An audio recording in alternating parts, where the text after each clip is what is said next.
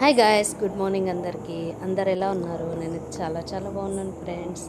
మన channel like చేయండి, share చేయండి, సబ్స్క్రైబ్ చేసుకోండి. ఇంకా ఎవరైనా సబ్స్క్రైబ్ చేసుకోకుంటే ప్లీజ్ కన్సిడర్ టు సబ్స్క్రైబ్. నేనైతే రోజు ఆకుకూర పల్లెం అయితే చేశాను. రెసిపీ అయితే మీ దగ్గర షేర్ చేసుకుంటున్నాను. ఫస్ట్ అయితే ఆకుకూరని మంచిగా ఇడిపించేసి 2-3 టైమ్స్ వాష్ చేసి బాయిల్ చేయాలి. సాల్ట్ వేసి బాయిల్ చేయాలి.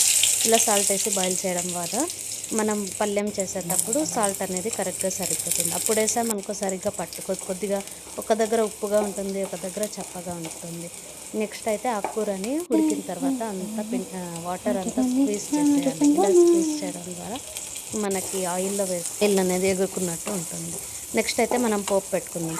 ఫస్ట్ కడాయి పెట్టుకొని ఆయిల్ వేసి అందులోకి ఆయిల్ కొద్దిగా వేడయ్యాక సాసులు జీలకర్ర అయితే యాడ్ చేశాను.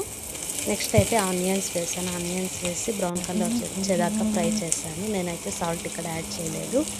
తర్వాత ఆనియన్స్ కొద్దిగా బ్రౌన్ అయిన తర్వాత మిర్చి అయితే యాడ్ చేశాను. మిర్చి కూడా కొద్దిగా ఫ్రై అయిన తర్వాత ఆకుకూర అయితే వేసి మంచిగా ఫ్రై చేశాను.